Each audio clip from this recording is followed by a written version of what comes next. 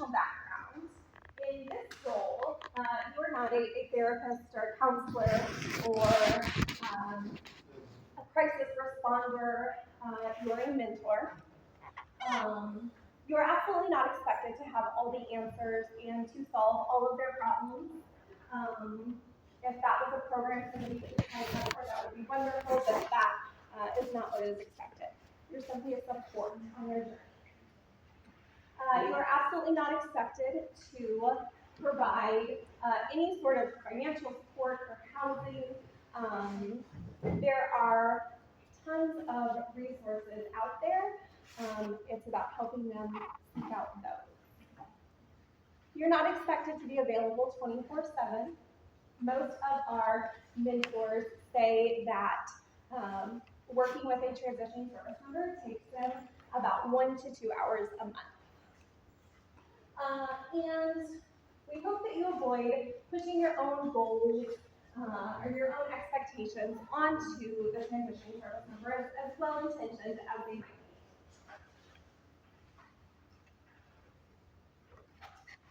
So these are some things that, once you are matched or paired with a transition service member, we expect of all of our mentors.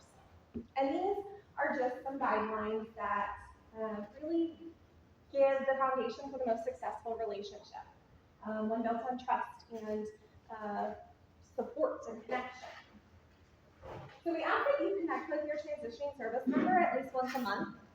And this looks different for everybody. It can be text, phone, email, video call, in person. It's different for everybody. And it's whatever you're both comfortable with. It is the consistency that matters far more than the format. We recently had a transitioning service member share that although they were not in the frame of mind to necessarily reply every time, that they felt that they could trust and they felt supported by their mentor because they kept checking in on them even when they didn't reply. So sometimes it's just that text that's, we haven't connected in a while, but I'm thinking about you and I'm cheering you on. That can be so important and really bring a relationship. We also ask that you support your goal setting. And we recommend using the 5 domains of successful transition and a smarter goals model. We're going to talk about those in a little bit. Help guide them on what setting goals looks like and what setting realistic goals looks like. We actually want to log your communications on our dashboard. This is a pretty simple step. It's very quick, but it's also very important. It's basically just letting us know that you connected with your transitioning service member, letting us know what they needed and what your conversation focused on, so we can make sure that everybody is getting the support that they need, and we can make sure that nobody falls through the cracks. And the last one, the most important one, is reach out for help. Again, if something is beyond your scope, if you don't have the answer, Endeavors is absolutely here to support you in whatever you need. Either you or your kids.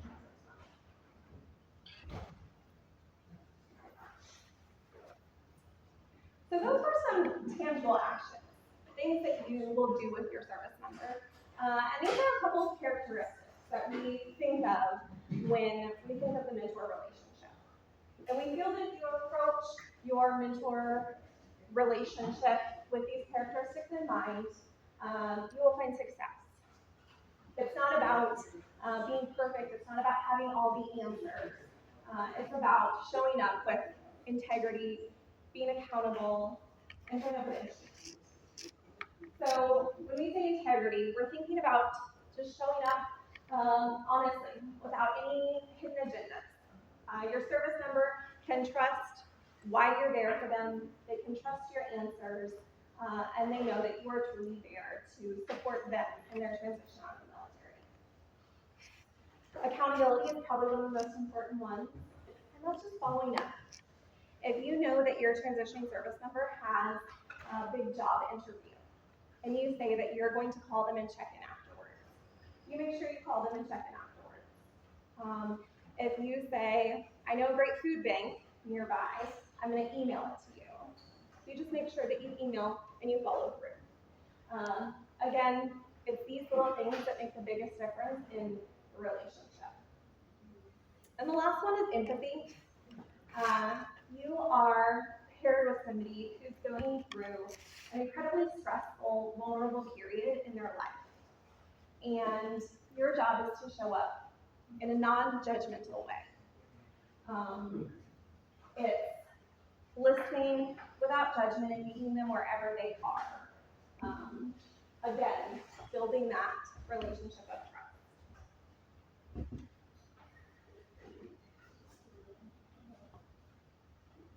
There we go. So I'm going to pass it over to Crystal. And Crystal is a very important part of our team to know because she works directly with our transitioning service members who want a mentor and our mentors. So she is the perfect contact and the perfect person to talk to you a little bit more.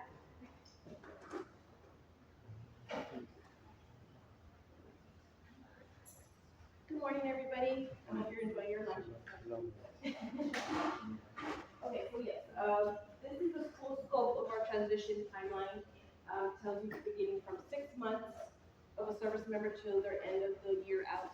A year out in the military. So, as an individual person, let's take a look at this. We want you as a mentor to understand what your service member is going through the process of where they may be at when you're speaking to them. So we have 3 to 6 months. That means 3 to 6 months separation. So that means they're beginning the process out of the military. So they may not know what they may need, or they're just stuck. So they don't know what they need. So it might be minimal contact.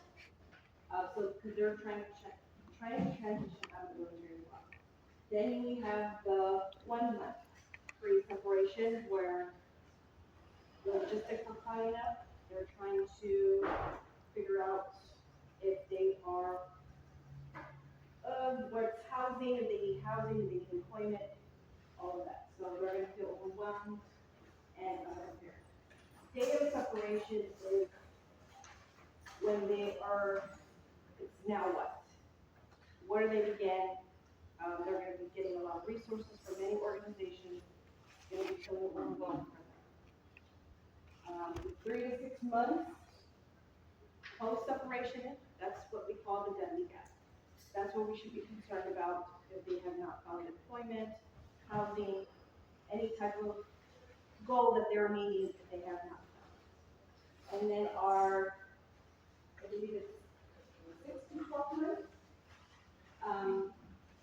when you start communicating with them, when they met all their goals, hopefully around that time period is when you just want to, remind them of encouragement, being able to guide them towards the end, remind them to follow their roles and their, not roles, sorry. Thank you. So yes, that's how that works. These are the 5 domains that we want our service members to feel that these are their goals. We want to make sure that they're connected with. Regarding their health, making sure that they have a DNA connection or some sort of connection to health care. We may want to ask them how they're doing physically and mentally. How does their housing look? Are they have secure housing, or is there any changes that are coming in their life? Employment. What does employment to them look like? Do they want to follow the same path as what they were doing in the military, or do they want to venture out? Or do they want to go back to school? Finances. A lot of them are going to have meaning budgeting, help with that. How to maintain a budget, how to live off of within their means. And social support, connecting them to other veteran organizations, being there as their friend if they have any other, service members that they're still in contact with, making sure that they're still connected with the community. I'm going to pass it on to Addie, who one of the, oh my goodness, I'm so sorry. I'm not at breakfast. She's one of the coordinators who works with solos. Yes.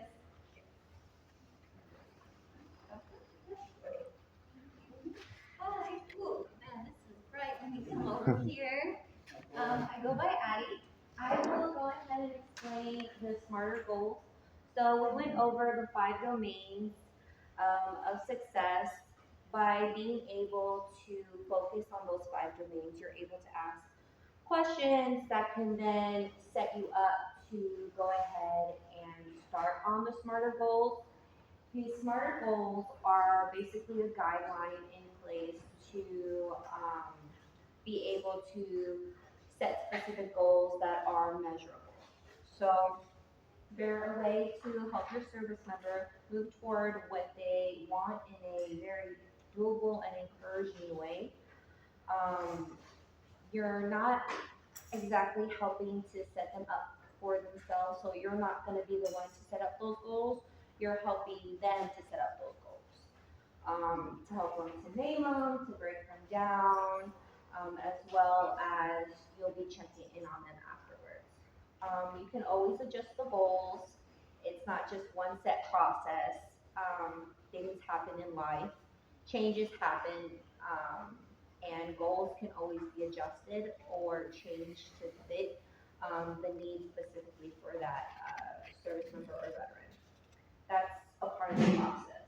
So first one is specific, so it has to be clear and focused.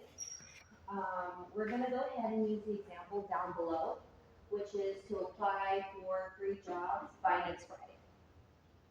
Is it specific? Yes. 3 jobs. Is it measurable? That's when you can go ahead and speak with the service member and ask them, like, is this something doable? Because they're a service member that is wanting to get a job by a certain time. You ask them certain questions about, how long can they wait to get a job? Why are they wanting to get a job? Do they have a rent? Do they have kids? Um, do they have like maybe a little bit of savings right now, or is this something that is time sensitive? Is it achievable? So is it going to be realistic? Does it matter to them? Is it relevant? Time bound? Does it have a timeline? After setting up those goals with the service member and having them be the ones to set up those goals for themselves, then it will be a responsibility to go ahead and check it. Not consistently, but you can work with the service member or veteran to go ahead and schedule a time to check in, maybe 2 weeks later, maybe a week later, depending on what it is that you guys discuss with them. And then you can always readjust it if needed. For example, let's go back to this example right here, where it says 3 jobs. Let's say that they can't do it by next Friday because maybe they just got out of the military, they're still moving into like a new city, a new place, and yes, and maybe they just don't really have that time right now to go ahead and work on their resume, to go ahead and apply for a job. You can go ahead and work with them to maybe encourage them to apply for the next week when they do have an opportunity to go ahead and do that after they settle into their new place. Okay. And Timothy, another coordinator of ours, will go ahead and start with the next part of the presentation. All right, I'm Timothy. It's nice to meet you. I think I met most of you all earlier. There's a few of you that came in. I haven't met you, but just a little background for myself. I'm a military veteran myself. I just retired a little over a year ago. So I'm very passionate about this stuff, and I can tell you what you're doing or about to do right now is so important for veterans like myself and probably some of you in this room. So let's talk about effective communication real quick. Most of you have probably had some kind of training in effective communication, either in school or a small group, or maybe through your work or whatever. So this is probably more of just a refresher, but I'm going to put this in the context of you being a mentor. So active listening, why is it important, right? Well, effective communication is at the heart of building strong and supportive relationships, especially when we're working with the service members. So first, it's going to build trust and rapport. It helps your service members feel safe and open, and everybody needs to feel safe and be able to open up. So that building that rapport, listening to them, that effective communication is first and foremost mostly important. Next, encourage honest and open sharing. When someone feels heard, they're more likely to keep talking to you. And I'm sure every single one of you in this room can relate to that. You probably have really good friends that listen to you, and the ones that don't listen to you don't really have that good rapport with them, right? So effective communication also shows respect and validation. You're letting them know that their experience matters. You may not know exactly what they went through. You're going to get some service members that have retired and have 20, 30 years of experience, and you might have some that got just discharged right after a year. Some have experience in wars, and others maybe sat behind a desk. And none of that really matters. What matters the most is that we just show respect and we validate their feelings and their experiences and so on. It also prevents misunderstanding, right? So listening carefully reduces confusions or assumptions. Our goal is to help them get through this next 12 months and even longer. So listening carefully reduces any kind of confusion between the two of you. And then finally, it helps you respond with empathy. Empathy is very important. We talked about that just a few slides ago. Understanding leads to more thoughtful and supportive responses. All of this stuff is good for effective communication. So when we say active listening, what we really mean is tuning in, putting away distractions, and giving your full attention. And I'll talk a little bit more in the next slide about putting away distractions. But it's about showing someone that you value, truly value what they're saying. Okay, so active listening, and how do I do it? So first and foremost, be fully present. Now, probably I would say the majority of your conversations with a service member are going to be over the phone. It's not going to be in person. But if we're in person, right, I'm going to have my phone away. It's going to be on silent. Got, exactly right, eye contact, different things like that. We're putting away those distractions. If you're at home and you're on the phone, maybe closing your office door, minimizing your screen on a computer, so you're like really actively engaged, right? So just be fully present. Next, you want to pay attention to nonverbal cues. So again, this could be challenging if we're not right in front of each other, right? I can't see whether you're really paying attention, if you're distracted, etc.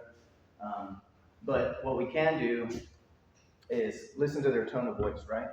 Posture, facial expressions if I'm in front of you, but we're listening to their words. And over the conversations that you have with them, you can tell if they're excited and everything's going great, or things are rough, they're stressed out. And so just kind of paying attention to those nonverbal cues. They might not say something specifically to you, but you might be able to infer it by their tone and how they're acting. Next, we want to ask open-ended questions, right? The fewer yes, no questions always